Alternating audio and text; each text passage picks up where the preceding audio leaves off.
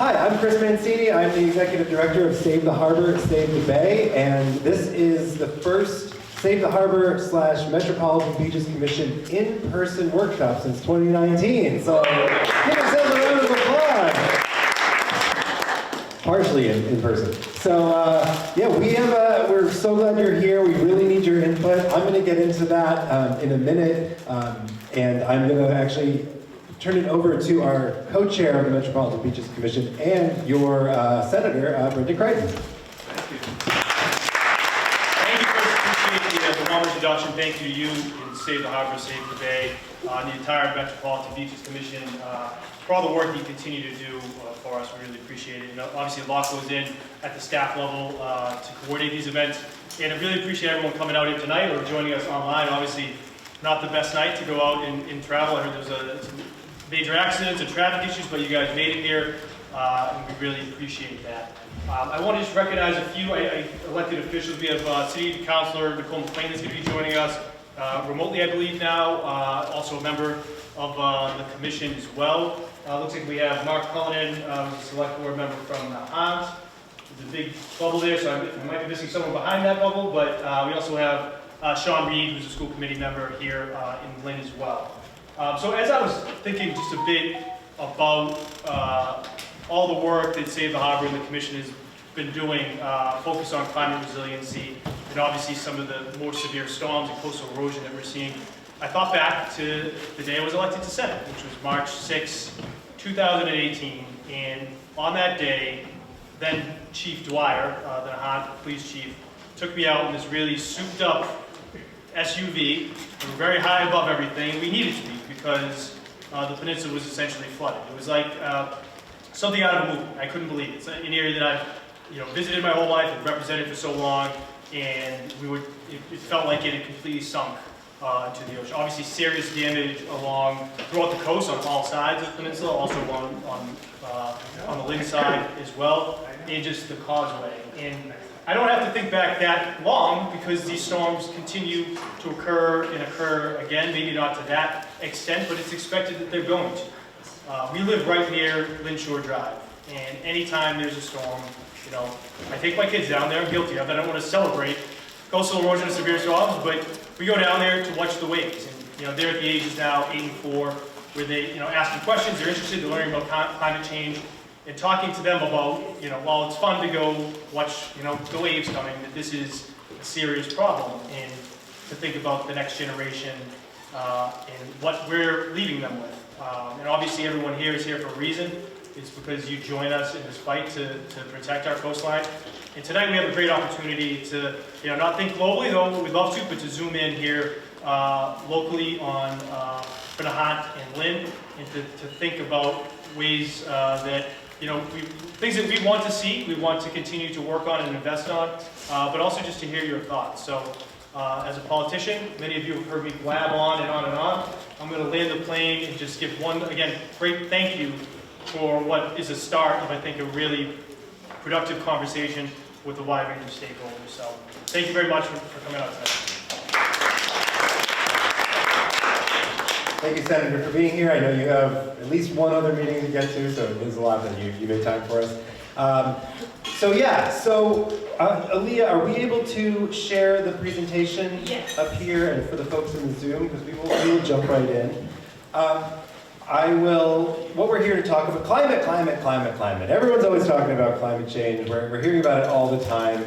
We are going to talk about it, of course, here, but I think we're going to do something a little bit different than what you might be used to. Because of who Save the Harbor, Save the Bay is, and what the Metropolitan Beaches Commission is, and actually I do want to also acknowledge another commissioner, Chris Biner, who is here, our representative from South Boston. I'm sorry, our representative from Dorchester, Chris Biner, also a Save the Harbor board member.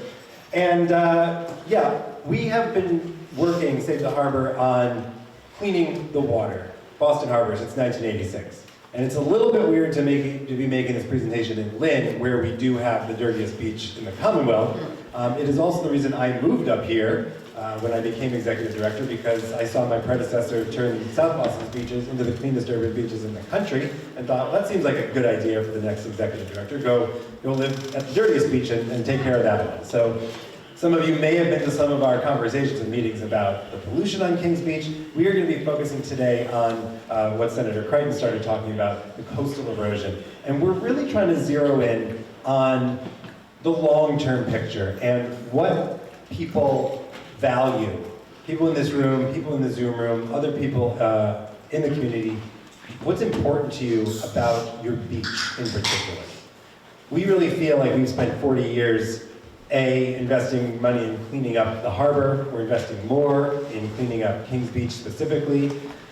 We spent a ton of time, effort, and money connecting people to these resources. Some of you in this room have just written a Better Beaches grant to Save the Harbor and the NBC to get money to put on free programs all this summer. So I don't know the exact dollar. I know just the Better Beaches alone, it's about $3 million, and folks have leveraged an additional $7 or $8 million on top of that. So that's a lot of money to invest in teaching people and connecting people to these beaches. Now to realize that not only do we want to be connected to these resources, we actually have to be protected from these resources at the same time.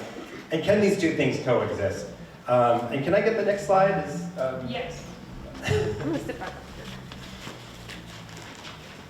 So as we have this conversation today, the way this is going to kind of break down is we are going to, we're going to just do a little background. I've just done it on Save the Harbor. I want to talk about the Metropolitan Beaches Commission. Why are we talking about the beach specifically? Basically, we want to ask the question, what do you want from your beach now? And what do you want for your descendants, yours and your family and friends, your children, your grandchildren? What is the experience you hope that people 100 years from now will have that you really value, you'd like to see retained? And do those values currently align with our beaches? How can you help? We're going to be breaking into workshop groups. You can see we have 4 tables. You've already kind of separated yourselves into tables, although I know this one could probably use a couple extra folks, so we can readjust a little bit as we go. Zoom folks will be broken into breakout rooms. And we're going to be using something called the RAD framework, Resist, Accept, Direct, and I'll talk about exactly what that is, to answer our questions. I'll share a few case studies, give you examples of the types of things that can be done. Then we'll break out into those groups to answer the questions, which will be up here, and then you'll report back. I'm hoping we'll get some stuff that we can, at the end of this, kind of vote. We can get some top-level ideas, the things that are most important to this group, and we'll have stickers and have everyone go around the room and kind of put your stickers on the stuff that really means a lot to you. The goal here, the outcome of this, and we're going to be doing this workshop here, we're going to be doing it in all of the Metropolitan Beaches, from Lynn and Nahant down to Nantasket Beach, and the goal is to be able to take those values and advise, make recommendations to the Metropolitan Beaches Commission, to the DCR, Department of Conservation and Recreation, and to the towns and cities on strategies or policies or practices that they could look at to make these values, retain these values, and keep the beaches what we want them to be. All right, so let's get right into it, because we don't want to be here all night. Aaliyah, next slide, please. So I already talked a little bit about Save the Harbor. We do a lot of stuff besides managing the Metropolitan Beaches Commission, including a lot of what we do is free programs. You've experienced some of the Better Beaches programs, most likely. We also do free cruises to the Harbor Islands. We have a jobs program for high school students. And what else do we do? I don't know. We do a lot of stuff. Sorry. The goal is to clean and protect the resources and share them with everybody. So, next slide. Okay, can I get the next slide? Just a few of the stuff that we've done over time.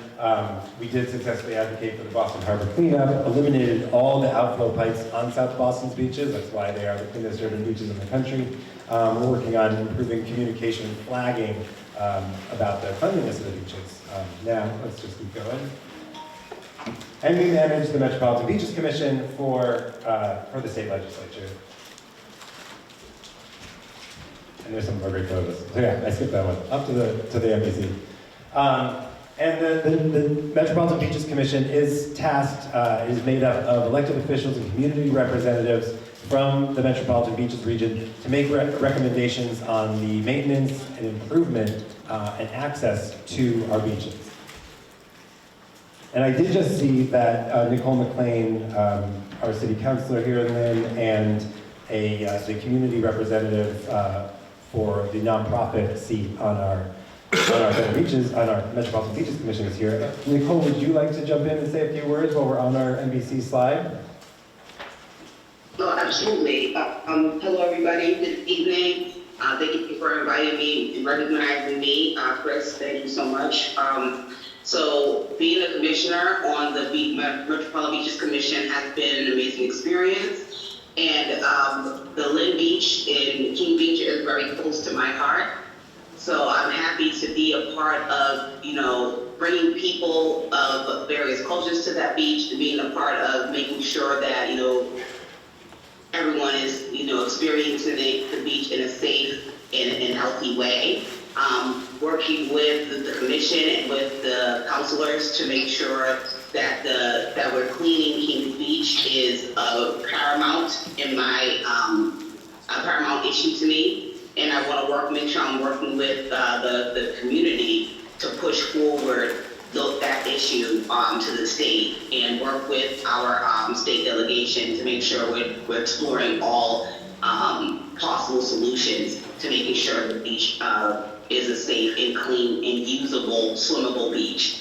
So thank you so much for recognizing me, Chris. I don't want to hold up too much of your presentation. Thanks so much, Nicole. Glad to have you here. All right, Ilya, let's keep going on these slides here.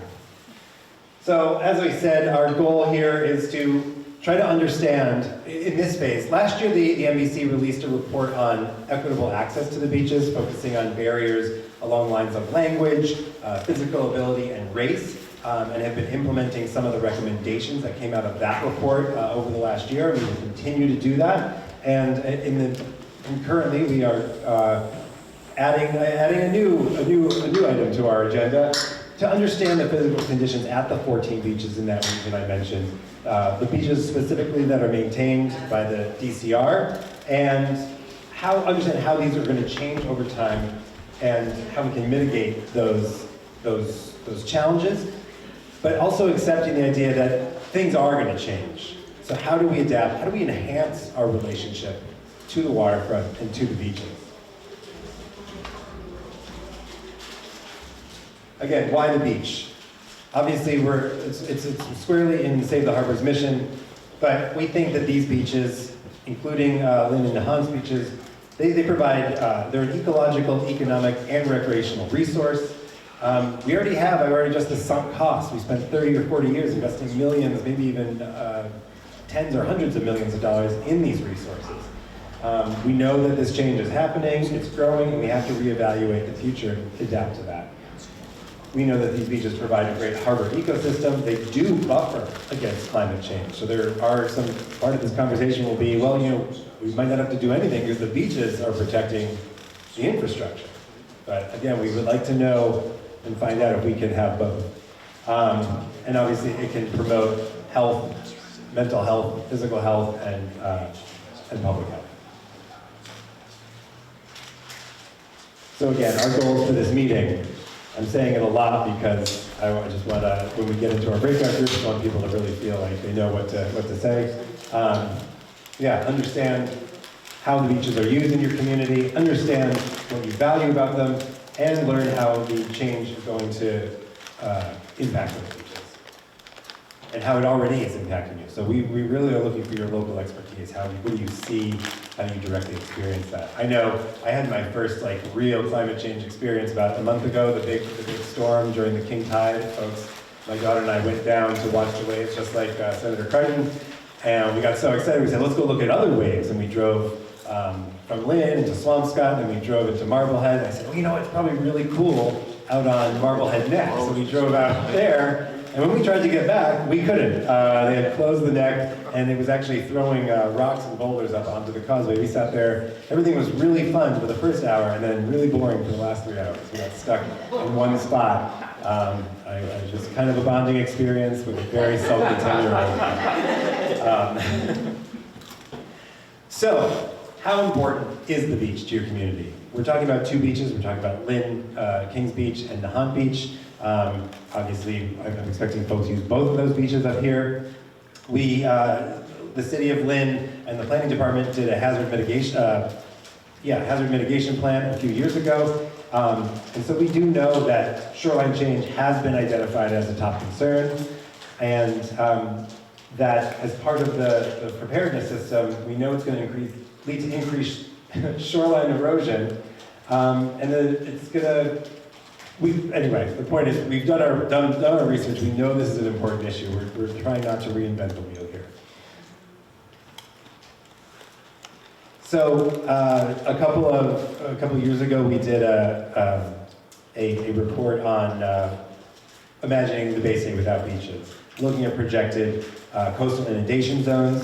So we can bring these slides back up during the breakout session as a reference. But you can see, the potential inundation zone up in Kings Beach. You basically lose the entire beach just right off the bat. The seawall is doing its job, but along the historic Stacey's Brook, you do get that flood zone into the inland area. We also know that seawall is in constant need of improvement and repair and work.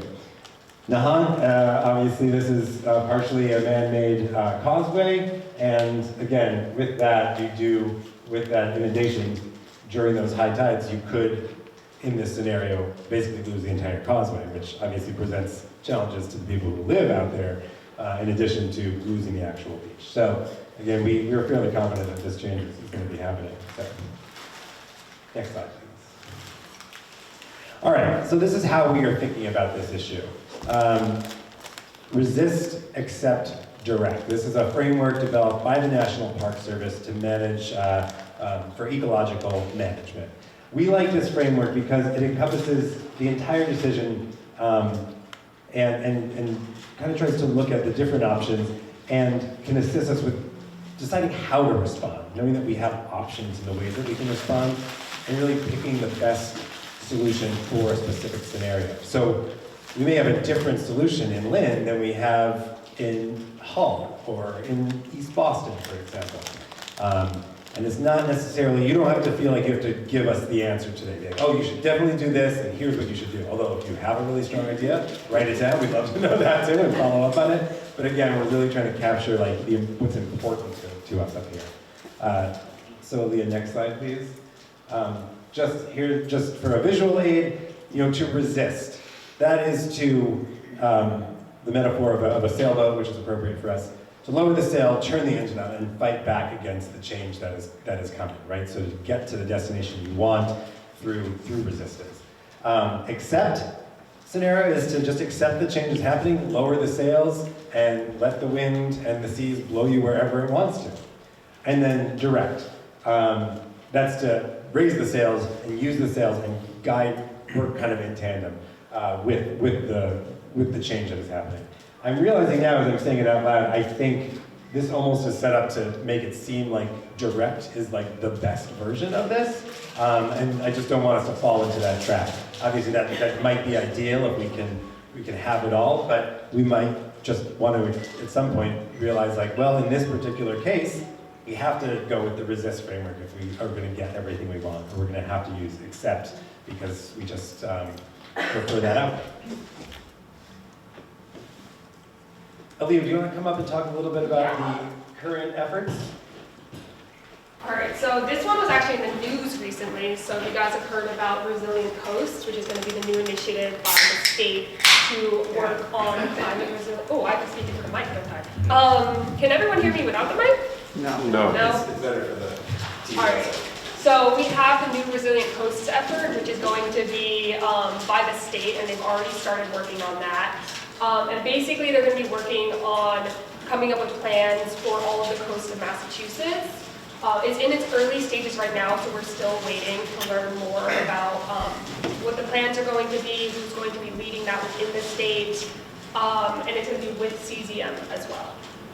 Coastal zone management. Yeah, coastal zone management. Should I speak on this? Yeah, just as a quick reference, what Boston's doing. Yeah, so this is the big one that's been happening. This is probably the one you guys read online, but the city, Climate Ready Boston has been done by the city of Boston. It was released in 2016, and it's a comprehensive report about the city of Boston and just climate resiliency efforts that we want to get done there, what concerns there are along the coast, and coming up with ways and ideas to create a more climate resilient Boston. And then Resilient Boston Harbor is also part of the Climate Ready Boston efforts, focusing specifically on Boston Harbor and not just the neighborhoods. And then additionally for local efforts, we have gotten, like 40 Steps Beach has a coastal zone management grant, which is a grant that allows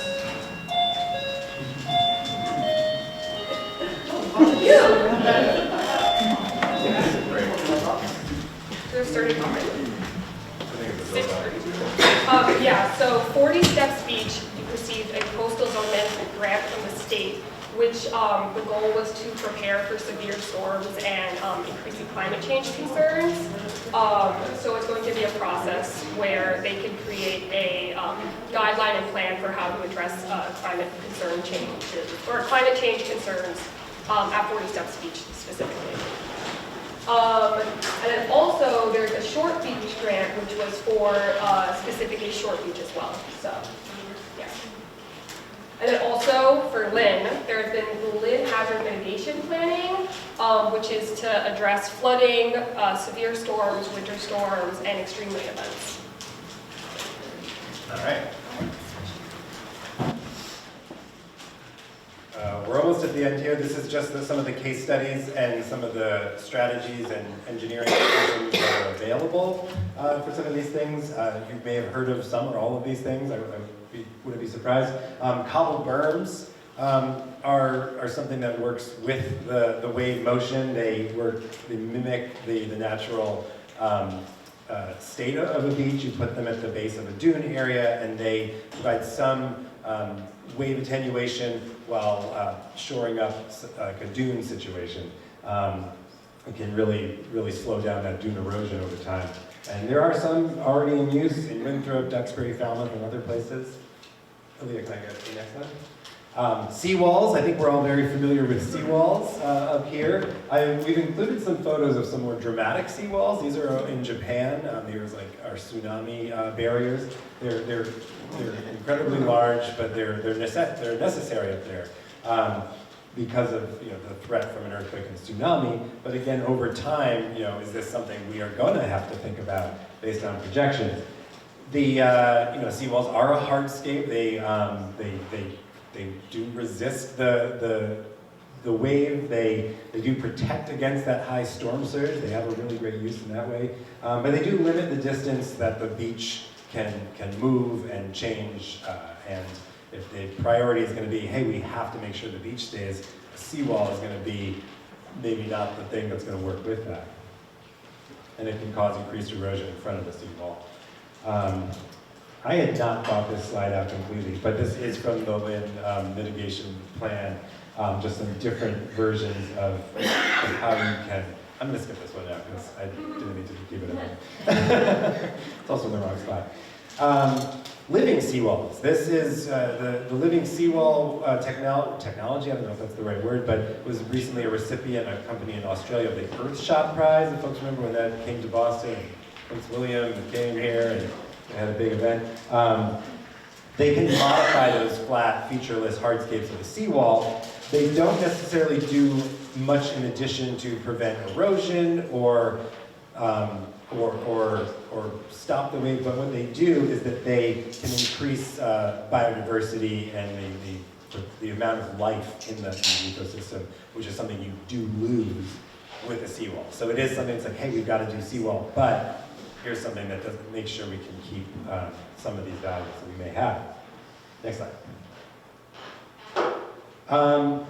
Then there's this idea of wild by design. The idea that, and I'm mentioning a place, Oakwood Beach in Staten Island, had to do this. They got to the point where there were about 300 homes just threatened, and they had to basically buy up the homes, move people out in short order, and you can see there's after about 3 or 5 years, the area has returned to almost a natural state and does act as now a natural buffer for the rest of Staten Island, for the inland neighborhoods. There's also a town south of San Diego called Imperial Beach They have not needed to do this yet, but they have made a decision as a community to have a long-term plan so that no one's going to be forced out of their homes there, but if anyone sells their home or someone passes away, the city buys it at market rate. Because they prioritize the beach. The beach is the heart of that community, it's the driver of tourism, and they don't see them existing without the beach. So they're making plans now, so they don't have to do it in an emergency situation to allow the beach to just do what it will naturally do over time. All right, so this is your background, and now we're going to break into our breakout groups. I see some folks standing in the back. We'd love if you came. There are plenty of seats up here if you join a table. On your table, you have either a Nahant Beach map or a Kings Beach map. You have a big map. You also have some smaller sheets of paper for individuals that you can grab. We'd love for you all to just discuss. You can choose one or the other, or both. You can also choose your seat based on what the item is there. And for Zoom folks, we will break you into, I think, 2 breakout rooms if we can do that. Choose a note taker and a presenter here to keep track of what you're coming up with, and try to answer the following questions, which I'm going to put up on the next slide in a much larger format so you can reference it. And if you're on Zoom or you're here and you want to, or you're watching on Lynn television and scan this QR code, you can answer these questions on an online form. So I'm just going to say the questions out loud. We're going to take about a half an hour, maybe 40 minutes to do this. If people start wrapping up, feel free to just raise your hand and let us know. We can wrap it up early. So the question, what's working right now? How do you, or your friends, or your community, how do you use this beach? What's going to change? What are the values you have that you would like to see retained as we adapt in the future? And this isn't tomorrow, although some of these things might happen on a sporadic basis, as we've seen in short term, but yeah, really, what is the thing you want to see and leave for the next generations? And then what's not working? What's missing in your current experience of the beach? What's missing from the plans that you're aware of that you need to be considering and adding into this? Seriously? Yeah. But again, the heart of the question is your values. What is Lynn value, and what is Nahant value about these resources? All right, are folks ready to tell us your deep thoughts? Sure. Can Zoom hear us? Would you like to share? I'm just going to invite Giovanna to make a quick explanation of what they have over here, because once we're done here, on your way out as you're mingling and taking a bag of chips or a banana with you, you can, they have a really great setup over here. But Giovanna, why don't you explain better than I did what it is? Bring a sandwich for Tom if there's any left. Thank you so much. We're students from Harvard, and we're doing a study about extreme temperatures. So the idea is to understand a little bit about your experience in heat in Lynn. So summer is coming. We want to know where you guys go to cool down, where you guys feel most hot, and then we're gonna work on proposals with that. So that's what we need from you. We have 2 main activities. One is to get feedback, and one is a mood board where you can pin ideas of how to cool Lynn down. And we also have brochures with information about like cooling centers and places you can go to cool down. So that's it. It's really quick, and we have a rifle, and we have chocolate, and you can get it as well. Thank you. Thank you.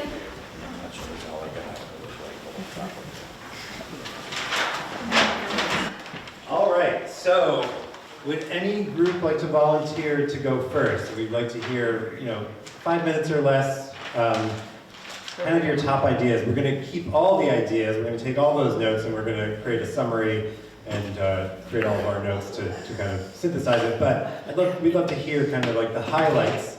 And Kristen, do you mind if I ask you to kind of jot down like some big ideas but on separate sheets so that we can do the sticker activity at the end. All right, who's volunteering? I'm looking at, anyone want to raise your hand? Or I'm going to call on someone like a second grade teacher. I saw Emma's hand move, so it's now your table. Anyone want to share? All right, tell us what you got. So, They said they want me to share. Oh, you're making the Save the Harbor staff do. We want to hear from the community. She doesn't live here. We're shy. I can summarize what my group Okay. discussed, which were a lot of great ideas, I Oh, wait a thought. minute. I guess I'll start with what's working. People were very pleased with Red Rock Park. They thought it was very well maintained. There were a lot of social gatherings there, so it's really like an appealing space.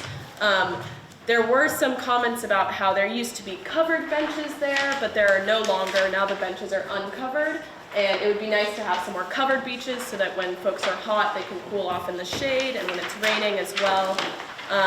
They love that the parking's free, that it's accessible, that the beach is open to the public, and also just that it's such a nice vista, like with the walkway. They see folks outside all the time using the walkway, and how it's very populated when the tide is, when the water quality is safe. People are on the beach enjoying themselves.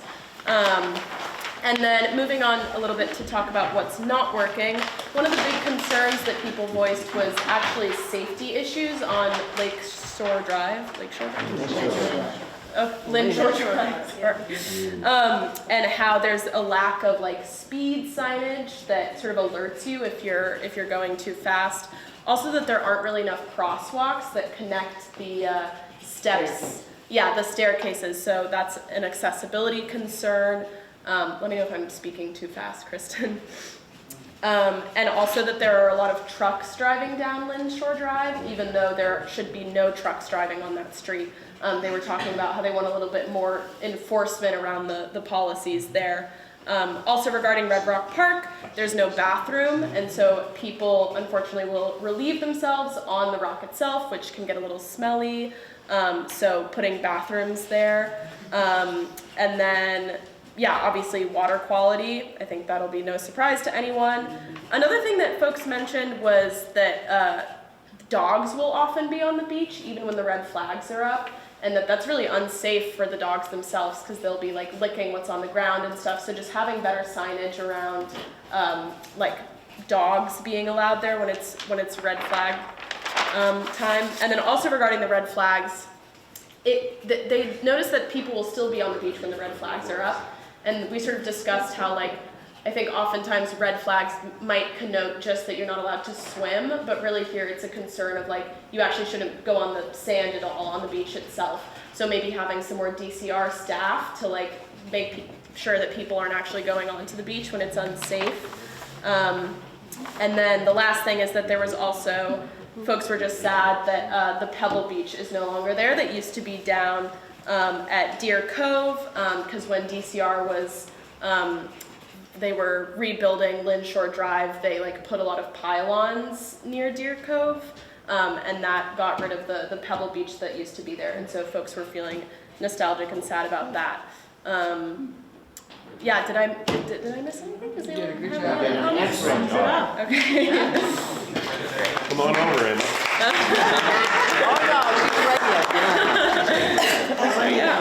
All right, I'm going to throw it to the Zoom group. Can you guys hear me? I can talk further. Yes, that would be great, Nicole. If nobody else wants to. Yes, Nicole. Can you hear me? Yes. Yes. No? Yes. Yes. Oh, okay.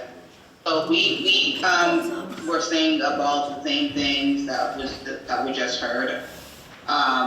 But we also was talking about flooding. There was it wasn't mentioned by the beach group, so there's some issues with flooding when the waves are high and there's a lot of storms. So a solution was brought up of building something a little bit higher on top of the walls in the area that's closer to going towards Swampscott, like that area there. And I've seen it actually flood. There's been plenty of pictures, plenty of videos of it, so that was an issue that wasn't mentioned just then. And also the signage wasn't mentioned because people still go on the beach when they're not supposed to. Like I've seen families walking with their small children, and I would go and tell them you shouldn't be on the beach. And another woman mentioned the same thing, and people would say, well, I'm walking, my feet in the water, but if it's high bacteria, they still should be doing that. So I think like clearer signage would help, like saying, you know, there's a bad high bacteria level and have it be translated as well, and in more numerous places along the wall of the beach somehow. I'm not sure how that would be accomplished, but it just needs to be more frequent signage as you go down the beach so people can understand that they're not supposed to be in the water. So those are two things I think I did hear from the previous group. I don't know if anyone else online wants to say something.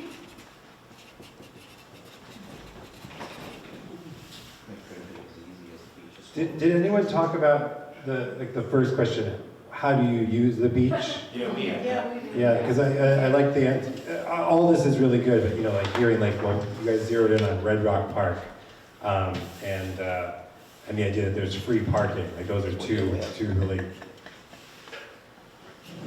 really positive things, I think.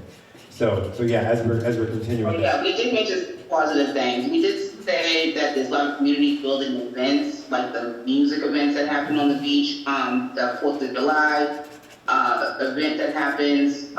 We said that the green space is amazing for families. We see people walking their dogs.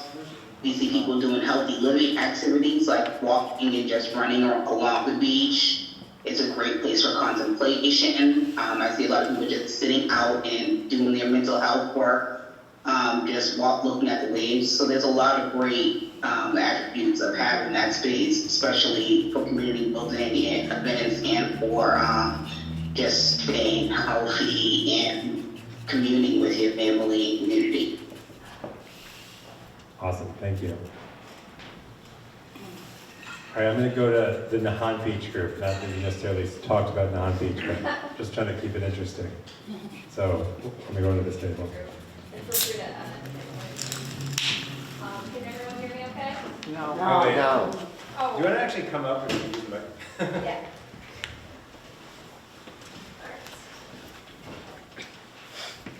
I can also include like something for you. Yeah.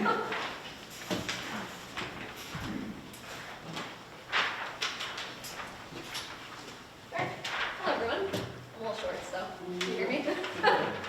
So my name is Heather McLeod. I was with this lovely group over here. We did talk about Nahant and Kings Beach, and there was quite a lot of overlap, so some of them I'll talk about broadly and some are more specific. As far as what's working, I wish we listed more, but it's not a lot. A lot of us are using it for walking on the beach with our dogs sometimes. We were happy that there's piping clover still there at Nahant Beach. That's pretty much all we put. What we'd like to be doing is a lot more than that. I'll talk a little bit about what's not working first though. So we called out about the algae, that's a big problem. Invasive species was talked about. Trash was a big topic. Cigarette butts, plastic bottles filled with sand, needles, fishing gear, what did you say you found a bunch of? Like rubber gaskets? Rubber gaskets. Loads of rubber gaskets. So that's not great. And as far as what our values are and what we want to change, we do want to be able to be out there and feel safe. So being able to sit on the beach, being able to swim, especially for kids, making sure that the kids feel like they can be on the beach and not be afraid that they are stepping on needles. So that was a big topic as well. And we talked about a lot of ideas of what we could do. Some of them were a little crazy. One that we talked about was allow Nahant Beach to go and replace it with a bridge. And that could allow the water to flow more. Again, I'm not a scientist, so I'm not sure what the implications of that are, but we need to throw every idea on the table, no matter how crazy it is. We also talked a lot about just people making sure they clean up after themselves, making sure we're trying not to contribute to the microplastic pollution, and what else do we have here? An investment in the drainage system, obviously that's a big problem as well. Did I miss anything that you'd really like to bring up at this point? Awesome. You look like you have something to say. Looking at the infrastructure, the man-made infrastructure, to see if it could be modified. In what way? Well, Well, like the Nahant Causeway, Yeah. you could take out a section, put a bridge in. Yeah. I mean, there's so much infrastructure Yeah. that maybe some of it could be modified Yeah. and turned, I mean, it's like dams cross bridges, across rivers. There's got to be some way that these things can be modified so that they can be worked with the system that's already here in place. It's nice to go back 100 years and take a look at the maps to see what was working 100 years ago before we put all of this infrastructure in, and maybe we could get a clue from the past what we could do today. Great idea. Great idea. All right, our final group.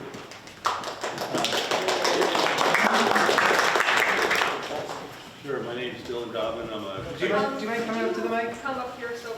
yeah, let me just, I'm gonna need my paper. Yeah, I can hold it up for you.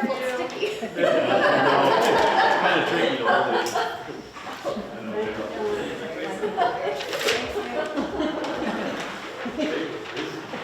Yeah, we got a lot of, a lot of stuff.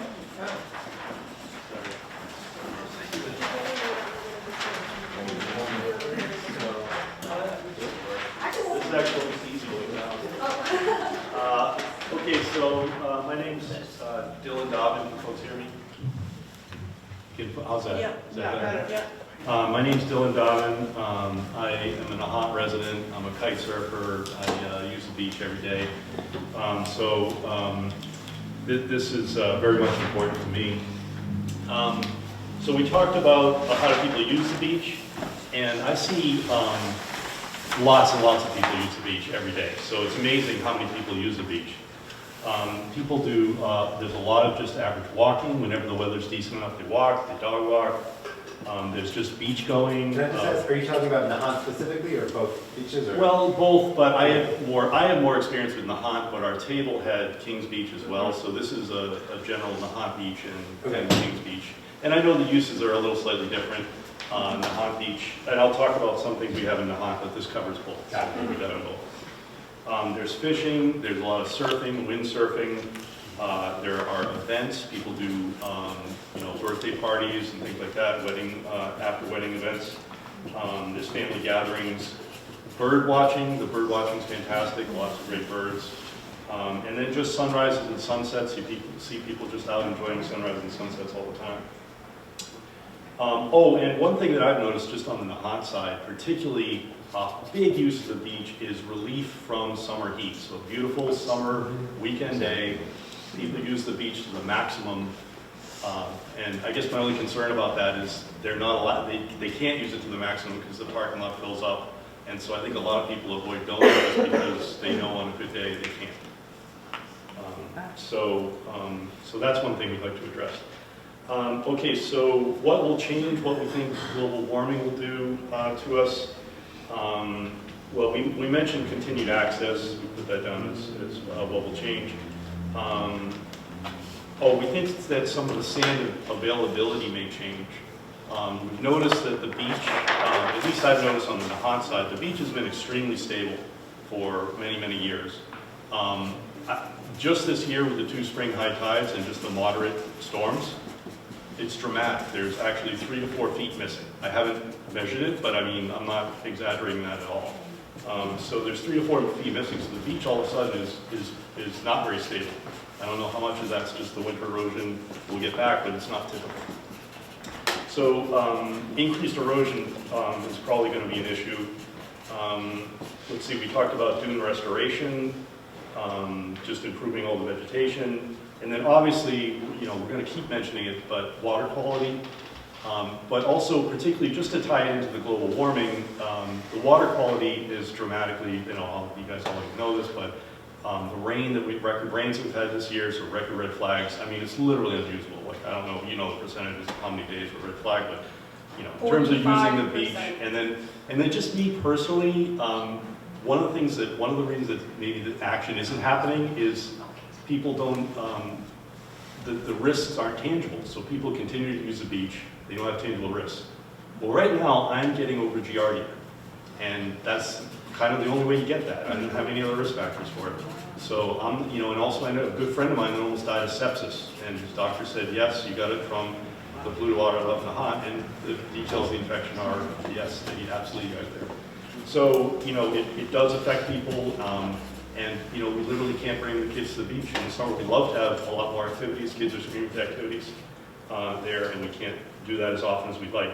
I guess along those lines, on a more positive note, somebody brought up, in terms of the usage, they just thought of what the youth are saying. Somebody had access to how the kids would like to use the beach, and they would love to, increase water sports, have STEM programs, just anything they can do to get to local beaches would be an improvement in terms of the usage of the beach. Yeah, and also, kids today are very much into what they can do to take care of the environment. So that was just sort of the adolescent perspective.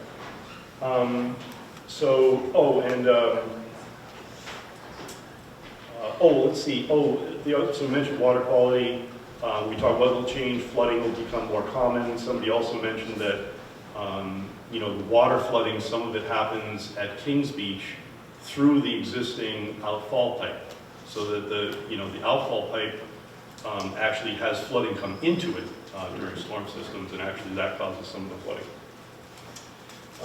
So then we said, okay, what's not working today? Obviously, algae and water quality are high on the list. Erosion is something brand new this year that I've noticed. I didn't notice erosion didn't seem to be a risk for these beaches at all, but this year it's becoming seems like an obvious risk. Some of the things that aren't working today are also, like I mentioned, hot summer days. We just don't have the capacity to handle the burst of usage on hot summer days. The signage, people mention the signage quite a bit, so there's just a lot of information in terms of the water quality and flooding issues, and so we need the way to get the information to people. And so there's a lot of suggestions on how to have better signage or just better information from the public about the beaches. Maybe even just like more like a good webcams or something to cover the beaches and what all the information is, so people can have access to that. And then another thing we mentioned was that the flooding is probably going to increase, and so ways to address the flooding. So we know that the flooding are starting to become somewhat regular. We're going to get it several times a year, and every time it seems to happen, it's sort of treated as an emergency. News trucks come down, and we'd like to see the systems in place so that it's actually just a normal, like there's easy ways to shut off the streets, there's easy ways to do any of the cleanup that's required, or that the systems are hardened against having rocks go across the road or whatever. And just in terms of what's not working, and then what we'd like to see happen, and what we'd like our kids to have in the future, is not, to try not to harden the whole area and just have, cement walls 30 feet high covering the whole area. So it'd be nice to just have some beach left when we, I know it's difficult as things go on, but anything you can do to preserve that for as long as possible, like, the rocks, or the rubble beaches or whatever, I think are great ideas. And we actually love, in terms of planning for the next 100 years, I'd like to see more of those kinds of plans. Like, what can we do about just putting temporary breakwaters out at the, to protect this bay. And anyway, sorry. One more.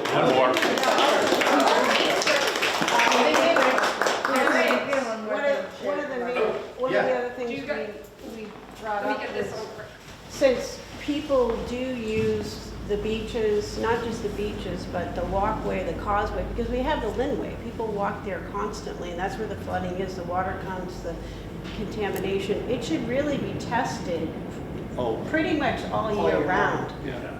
Like, to stop it, when is it? They stop at the end of September or even before that, is ludicrous, because it needs to be in our face, because that's just going to continue to raise awareness. And, people walking their dogs will realize, wow, this is a real health hazard. I mean, God bless you, you're just getting over that, and this person had sepsis. I mean, this is a crisis of contamination. This isn't just like, hoo-hoo. This is a crisis. It's affecting people's health and well-being. And it needs to be addressed like today and not tomorrow or another 5 decades go by. So, I mean, just testing, why can't we test it every day? I don't understand what the big deal is, so that people know. Like, that's a basic. That's a basic. Michelle has a word to Test say. for bacteria.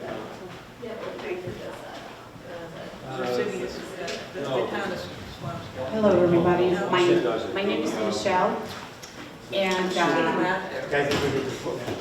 I'm just bringing a voice for young. I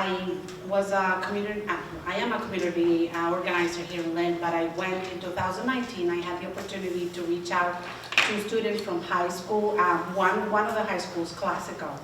I went and we were talking about different things, and then when I mentioned about opportunities, you have no idea. As you said before, they are really invested. They want to invest in the global warming and the climate. But in this particular case, they were looking for opportunities, and I think we need to also open opportunities for them to take care of the ocean. And, surfing, but then kayak, and then they even were asking like a STEM program. And for the record, we wrote a letter, because part of the exercise was to show them what you can do. And we wrote a letter to Northeastern, Marine Center over there, because they wanted the dispute of Nahant and stuff. And they were asking them to please come to Lynn because they want to open up a program. So besides the creating this future is also to give them opportunities on how they can participate, how can they invest, because sometimes they don't even know where to go or what to do. And we can even start with the small programs like some of the teams were mentioning, bird watching, and do programs in the summer. So I think that it will be also in the efforts of you guys are doing is to reach out to the young, because they really want to invest. And for me it was surprising, because I thought that they might wanted to be away and then be in this, and no, they wanted it to stay. Like, I don't want, we discussed about even malls, and they said, I don't want a big mall, I want a mom and pop shop. I want to go be able to enjoy the ocean and go back home. Put it to work. Put the kids to work. Let them figure it out. That does include it, yes. We need their brain power. It's a great idea.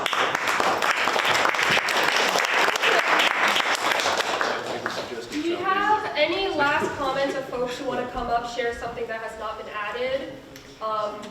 We're going to have one more speaker come by and make a couple comments.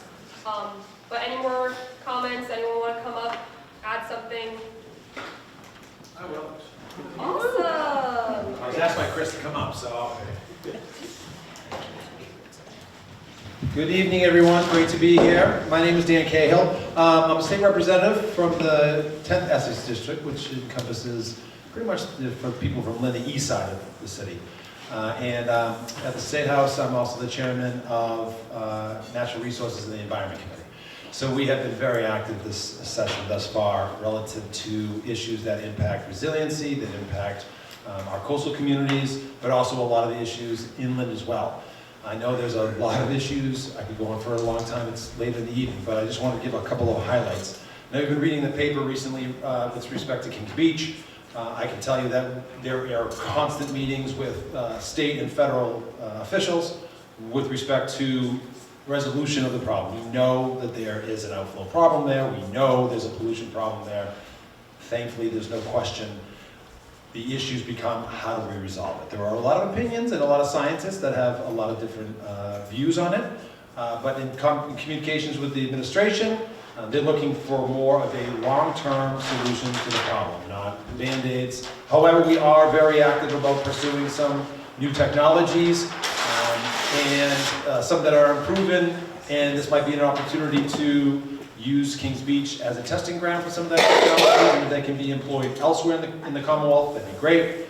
But without data, it's really tough to spend public money unless you have the information, which the testing, and I want to thank Chris Mancini and Save the Harbor, Save the Bay, and I know that there are many friends here as well.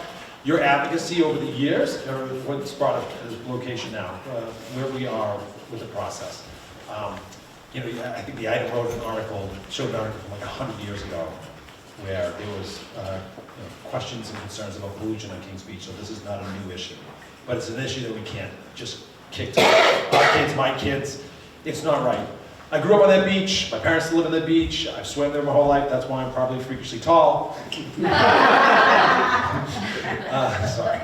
I still swim there, I probably shouldn't, but I'm still used to it. But it is not just Kings Beach, but Nahant Beach and Short Beach, all are, and Phillips and Fisherman, they're all fantastic assets that we have that we should all be able to use on a regular basis.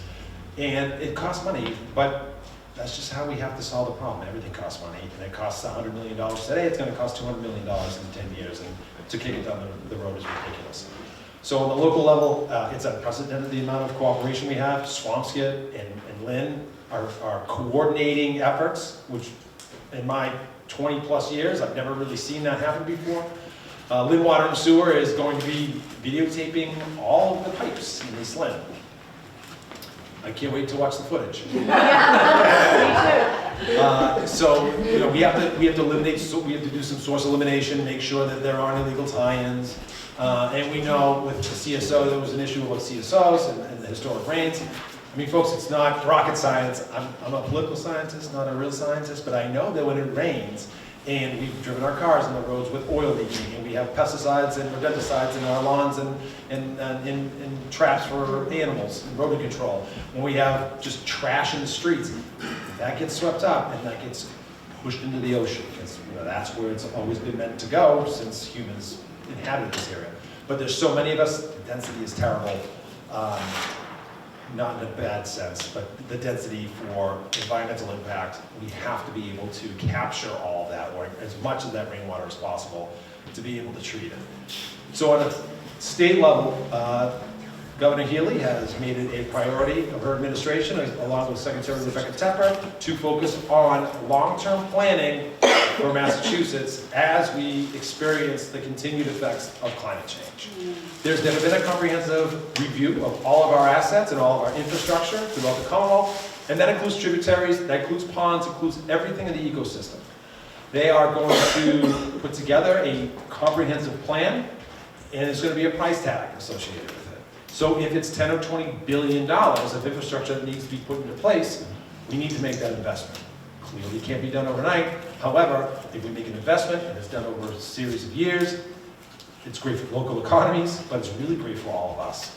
And it's just another reason why people should want to move and live in Massachusetts.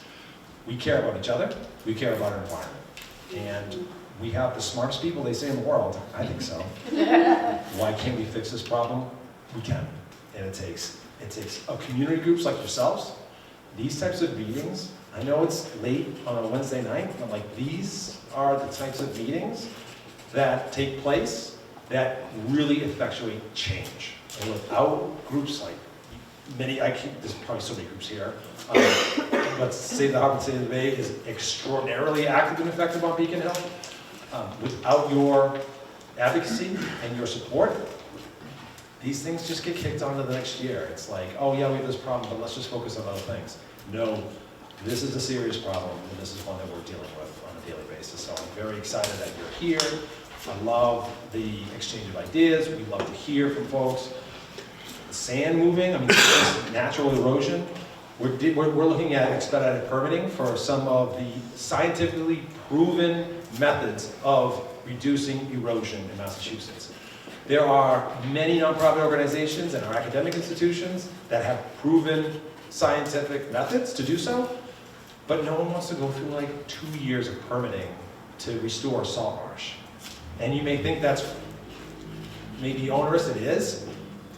We need to do a better job of eliminating some of those hurdles because we want these types of programs to go into effect immediately. So we're seriously looking at even specific things like salt marshes, which apparently are like the greatest thing in the world to reduce carbon and protect coastlines. I had no idea until I became the chair of this committee. But I said to myself, that seems pretty easy.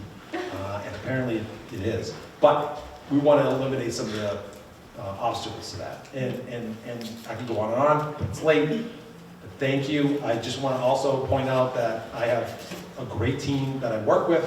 Senator Crichton has been, you know, an advocate for the beaches and sat on many, many boards throughout his career. And Representative Armini has been a fierce advocate for her district, and Representative Capano as well. We work extremely well together, and we are hyper-focused on this issue, and we have to solve it. And we're really grateful that all of you are in support of that, because without your support, it makes it very difficult for us to be able to advocate for the resources we need. I will end there. I'll hang out for a little bit, and I really appreciate the opportunity to speak. And I just want to give a shout out again. Chris Mancini's like, anytime I need him to go to any type of meeting or show up, he comes and he hears the same stuff over and over again, but he's there and he's just passionate about it, and he's such a well-respected voice in the state that it's not just the local group just wants this. It's like, no, Save the Harbor, Save the Bay has been instrumental. If you haven't been out to the Harbor Islands, by the way, or other wonderful assets, which we would love to be able to run some tours and opportunities for residents to leave from our beautiful state paid for ferry terminal to be able to explore our many islands. And we went on a tour, like it's wild. The amount of infrastructure out there and just the beauty, we should be really allowing cities like Lynn and residents in this area to be able to hop conveniently on a boat and go check out and enjoy some of the assets that you're paying for in your tax dollars that are out there in the ocean. But we would really like to try to increase our kind of local tourism to some of our beautiful assets. So thank you again. I'll let you go. I'll hang out for a little bit, and I really appreciate all you're doing. Thank you.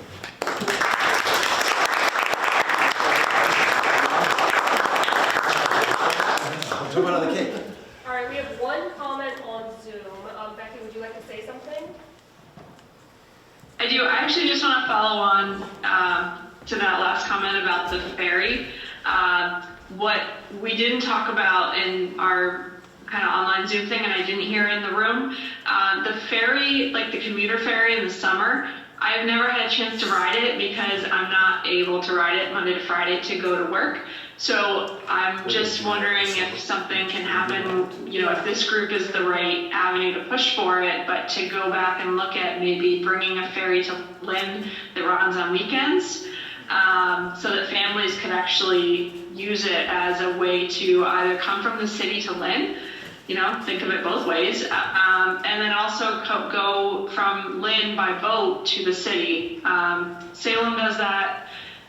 Yeah, I know it was a boat issue. I know it was an ownership issue because it was a lent ferry or a leased ferry from the Harbor Islands, and so it was available during the week to run for commuters. But the schedule, if you're not a commuter who accesses Boston by way of the ferry terminal on specific commuter hours, it kind of was not easy to ride.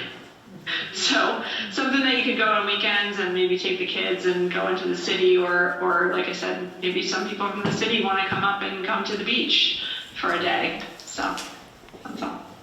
Thanks, Becky. You're not the first person to bring that up. I think it's a hope for a lot of folks. What we've heard from Phil Ang at the MBTA is, and we're going to have it again this summer at the reduced rate, is we really, there's other ways, but one of the big ways we can do this is really show the need for it and show the demand. He wants it to be on the weekends. We've got to show that there's a need and a demand for it. So let me just, I'm going to get back to questions, but I want to give instructions for the end of the meeting, just because I was noticing some restlessness here. But I will go back to the group. Thank you again, Rep Cahill, for being here. Those very, very kind words. I asked him if he'd come give a toast to the Thursday. So the final thing we're going to do as you guys are walking out is everyone's going to get 5 stickers. The color doesn't matter. What we tried to do was capture some of the high values that we heard in your report out on these 2 easels over here divided into 4. And we'd like you to use your 5 stickers to kind of weigh those or provide a weight. You can use your 5 stickers in any way. You put them all 5 on one thing. You could put 1 on 5 different things. You could put 3 and 2. You could do whatever. Again, it's one more tool to give us a sense. And you're not going to see flagging or a pollution or ferry up there. It doesn't mean we're not going to deal with those things. We were trying to get at again, the values for you at the beach. Like if we see lots of votes on swimming and water sports, it's like that tells us that, okay, you know, the beach is important. If all the stickers are on walking the boardwalk, and then we're gonna go, you know, people don't really care about the sand part of the beach, like that's gonna change our analysis and recommendations. Just to give you a sense. So if you don't see something up there that you think should be up there, just come grab a leader and we could probably make another chart. But if you don't see something like that, there was a reason for that. We don't want you to think we're leaving it out. So I think our staff's gonna just hand these out. You can do that at your leisure. I will say now, thank you all for being here. This is our first in person since 2019. I'm really impressed with the turnout. You all said you would come and then you all actually showed up, which is amazing. We have, I think, more people than RSVP'd, so that's terrific. And yeah, thank you for all of your